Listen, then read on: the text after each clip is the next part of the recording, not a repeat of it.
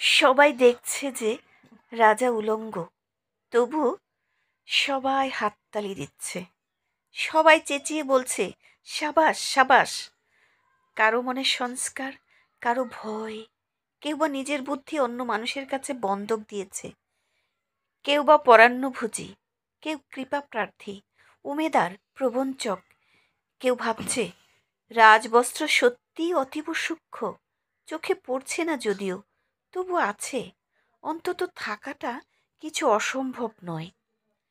গল্পটা সবাই জানে, কিন্তু সেই গল্পের ভিতরে শুধুই প্রশস্তি বাক্য উচ্চারক কিছু আপাদমস্তক ভীতু, ফন্দিবাজ অথবা নির্বোধ স্তাবক ছিল না।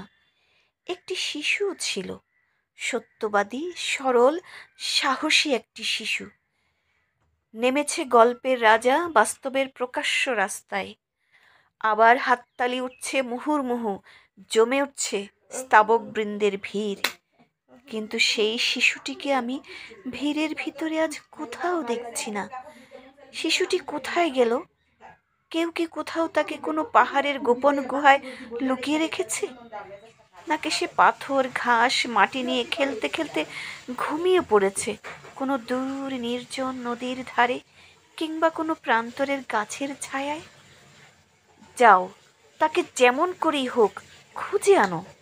সে এসে একবার এই উলঙ্গ রাজার সামনে নির্ভয়ে দাঁড়াক। সে এসে একবার এই হাততালির ঊর্ধ্বে গলা তুলে জিজ্ঞাসা করুক, রাজা, তোর কাপড় কোথায়?